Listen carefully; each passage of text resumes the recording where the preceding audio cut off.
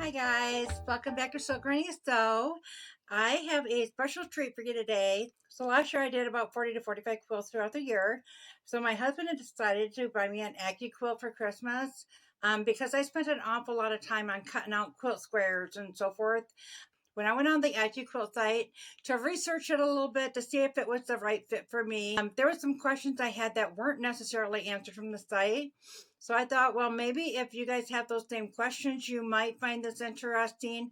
I'm going to go ahead and do a little video here and talk about the questions and then the answers to those questions. Then we'll get the Accuquilt out and I'll show you how to use it. I'm not no professional by far, and they do have plenty of good videos on the Accuquilt website, so you definitely do want to check that out.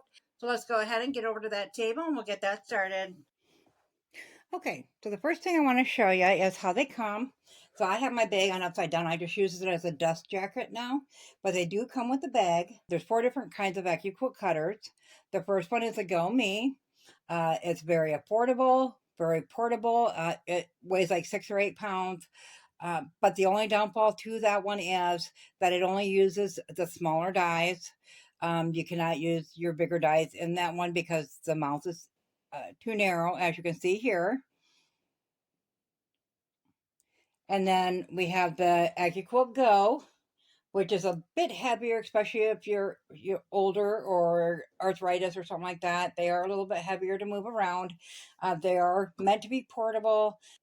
Weight-wise, it kind of restricts. So you definitely want to, move it around as little as possible. So the first one was very affordable. This is getting closer to your $300 price range. My husband purchased mine at Christmas, and I got the starter set that you can get them all with the starter set. So we'll include like 1 die, 1 mat. So mine came with a value die and a 6x12 mat, I believe. And then the Accuquilt cutter and then the dust jacket. So, the prices vary throughout it. I will show you the picture of this one as well from the website. It's right here. And I'm giving a little time in there so you can read at the bottom of the pictures, their description of them. So the next one up is the Go Big, which is perfect as far as using up all the dies.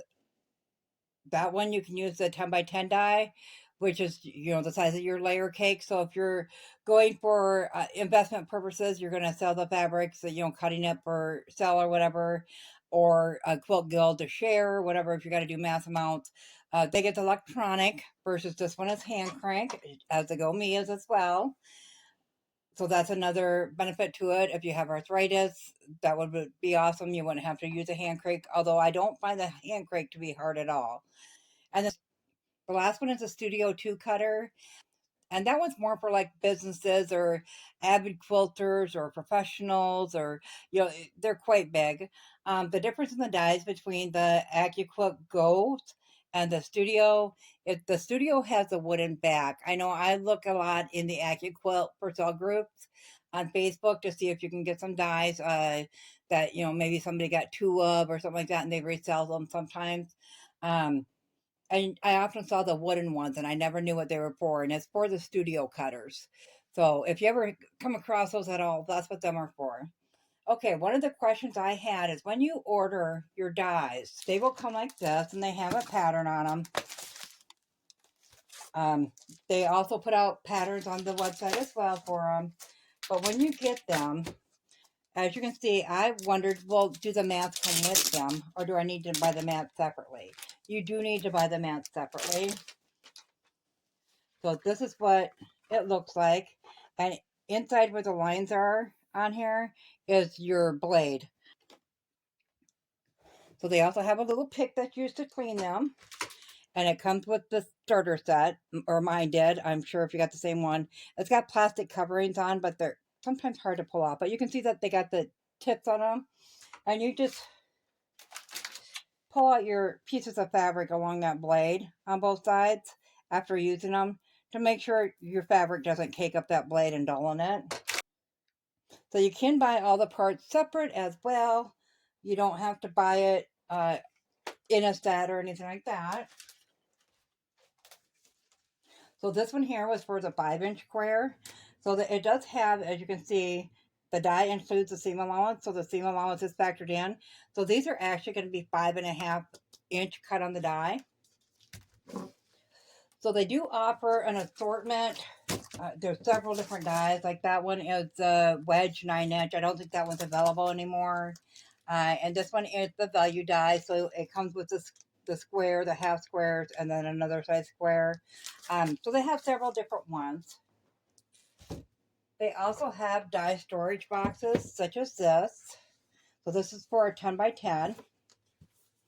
And when you open, there's about two storage pieces to a box, and each one can hold a 10 by 10 die. I have mats on mine, or in this side of mine. So these are your 10 by 10 mats, and as you can see, I did use them.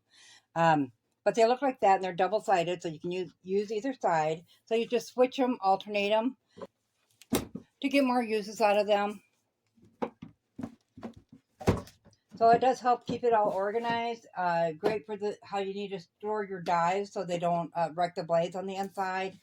They have, I think, 3 different sizes of these boxes. There's a 6 by 6, 10 by 10, and then I think the other one is for the 12-inch dies. So you definitely want to go on the website and check it out. I will put a link in the description below. Go ahead, and I'm going to get this opened up, and I'll do that on camera for you, and then I'll show you how we're going to cut it. So when you open it up, and I got to turn it sideways, as I said, it's a bit heavier than you would think by looking at it. Then you just open it up, and it drops down. So I'm going to turn it this way for a little bit so you can see, and maybe I'll use it this way so you can see it go through. So then we're just going to take our die and a mat on the value die, because there's multiple shapes on here. All you're going to do is, with the value die, the issue I found with the value dies is you have your, I'm not sure what size these are. Let me look quick here. Okay, they're 2 and 4 inch. It's going to be 4.5, 2.5. And then you have your 2.5 inch half square triangles there. So unless you're going to cut all of them in the same color, you have to make your fabric, and I just got some solid fabrics here.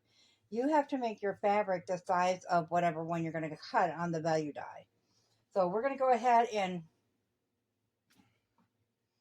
cut a piece down. I usually just lay it over there.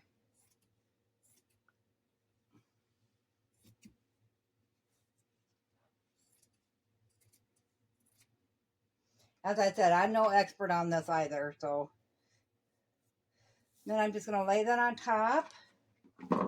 You're going to put your mat on top of that, and then you're going to put it on your rollers. I just hold this end firmly. Don't push it, just hold it, and then you just roll it along.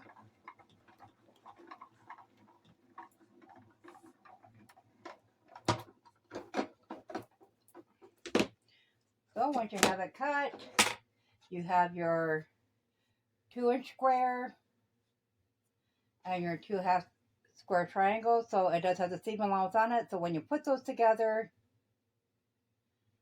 and so that 1/4 inch seam right there, when you open it up, you still have your 2-inch square. So that is how you utilize them. Go ahead, and I'm going to put some charm packs together, and I will offer those on my storefront website. I will link that in the description below as well.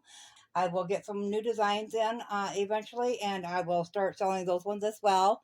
So be on the lookout for that. As always, guys, I hope you found this video useful.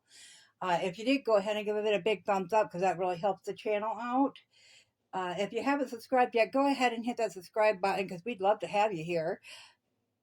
Have a great day, all. Bye.